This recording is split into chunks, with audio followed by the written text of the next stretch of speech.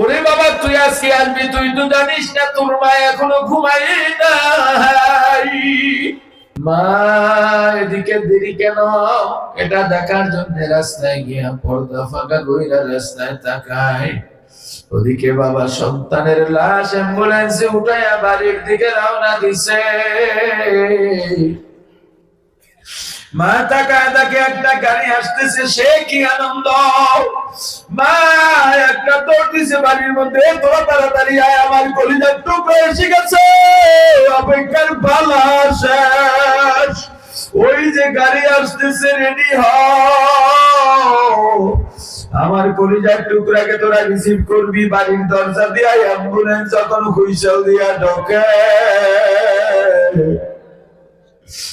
মা একটা চিৎকার দিয়ে বাইরে লাফায়া পড়ে ডাক দিছে, এই মরণের গাড়ি আমার বাড়ি কেন?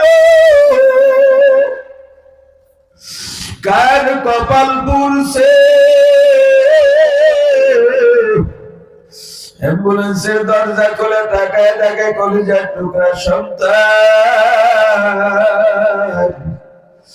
রক্ত মাখা অবস্থায় ঘুমায়। স্বামীকে গিয়া বলে, ও স্বামী আমার সন্তানকে উঠতে বলো। ভাইকে গিয়া বলে, ভাই তোমার ভাগিনাকে জাগাও, ওর সাথে আমার কথা ছিল, আমার সামনে বসে আমাকে মা বলে ডাক দিবে। সন্তানের কাছে গিয়া কপালে চুমু খায়, গালে চুমু খায় না, বলে নুরি বাবা একটু মা বলে ডাক দি। তোর জন্য 5টা বছর কাঁদতে কাঁদতে চোখের নিচে আমি দাঁত পালাইয়া পালাইছি, আর কত কাঁদাবি রে বাবা? এইটা তোর শোয়ার জায়গা না, তোর জন্য নতুন চাদর বিছাইছি। ভাই কাঁদে বলে, ও ভাই তোমার পাঠানো টাকা দিয়ে লেখাপড়া করে কম্পিউটার ইঞ্জিনিয়ার হইছি, অফিসের সবার সঙ্গে কত গল্প করলাম, তুমি আইলে তোমাকে নিয়ে অফিসে যাব।